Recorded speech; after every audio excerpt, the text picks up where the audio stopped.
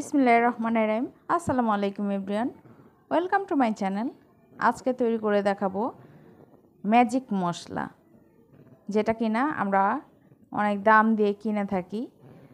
রোস্টের মশলা বাসায় এটা যদি তৈরি করা থাকে তাহলে রোস্ট তৈরি করা ওয়ান টুর ব্যাপার। এটা বানানো এত সহজ বলে বোঝাতে পারবো না। ঈদ ইতিহারে যে কোনো ওকেশনে কিন্তু আমরা রোস্ট তৈরি করে থাকি। আর রোস্টের মশলাটা যদি হাতের নাগালে থাকে তাহলে রোস্ট পাকানো কোনো ব্যাপারই না। তো চলুন এই রোস্টের মশলাটা কিভাবে তৈরি করতে হয় সেটা দেখে নিই। খুব অল্প উপকরণে আমি আপনাদেরকে আজকে এই মশলাটা তৈরি করে দেখিয়ে দিব। আর বাসায় তৈরি করা আর দোকান থেকে কিনে আনা মশলার মধ্যে কিন্তু আকাশ পাতাল তফাৎ। আপনারা বাসায় একবার ট্রাই করলেই বুঝতে পারবেন। তো এইখানে একটা প্লেটে আমি 6 রকমের মশলা নিয়ে নিয়েছি। এখানে নিয়েছি 1.5 চা চামচ সাদা গোলমরিচ, আরও নিয়েছি 2 টেবিল চামচ সবুজ এলাচ, 4টি দারচিনি 1.5 ইঞ্চি পরিমাণ, 1 চা চামচ শাহি জিরা, একটি বড় জয়ত্রী, একটি ছোট জায়ফল। এটার সাথে আমি আরও 2টা মশলা অ্যাড করে দিব। এই মশলাগুলোকে এখন আমি একটা প্যানে নিয়ে নিচ্ছি। চুলায় একটা প্যান বসিয়ে একে একে সবগুলো মশলা দিয়ে দিচ্ছি।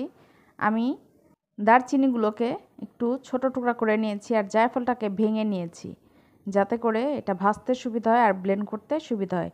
এটাকে আমি প্রায় ঘড়ি ধরে 1 থেকে 2 মিনিট চুলার একদম লো হিটে এটাকে ভেজে নিব।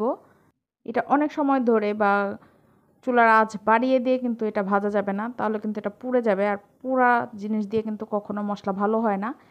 এর মধ্যে আমি একটা তেজপাতা দিয়ে দিচ্ছি আর 2টা শুকনো মরিচ দিয়ে খুব ভালো করে গরম করে নিচ্ছি। এটা কিন্তু একদম ভেজে নেওয়া না, গরম হয়ে গেলে এটাকে নামিয়ে নিতে হবে। আপনারা চাইলে অনেকগুলো মশলা নিয়ে একসাথে এরকম তৈরি করে নিতে পারেন। আমার এই রোস্টার মশলা আগে থেকেই তৈরি করা ছিল, তাই আপনাদেরকে আমি অল্প করে তৈরি করে দেখিয়ে দিচ্ছি। আমি যেভাবে তৈরি করি, আলহামদুলিল্লাহ এই মশলাটা এতটা বেশি সুঘ্রাণ, আপনারা বাসায় তৈরি করলে বুঝতে পারবেন। তো এটাকে আমি একটু ঠান্ডা করে একটা ব্লেন্ডারের জগে নিয়ে নিচ্ছি। এখন এটাকে ব্লেন্ড করে একটা ফাইন পাউডার তৈরি করে নিতে হবে। আমি এটাকে ব্লেন্ড করে নিয়েছি। আমি আপনাদেরকে দেখিয়ে দিচ্ছি এটা কেমন হয়েছে। দেখতেই পাচ্ছেন একদম ফাইন একটা পাউডার তৈরি হয়েছে। আমাদের মশলা কিন্তু একদম রেডি।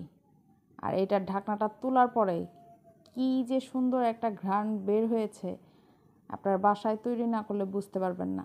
তো আশা করছি এরপরে আপনাদের আর এরকম রোস্টের মশলা কিনে খেতে হবে না।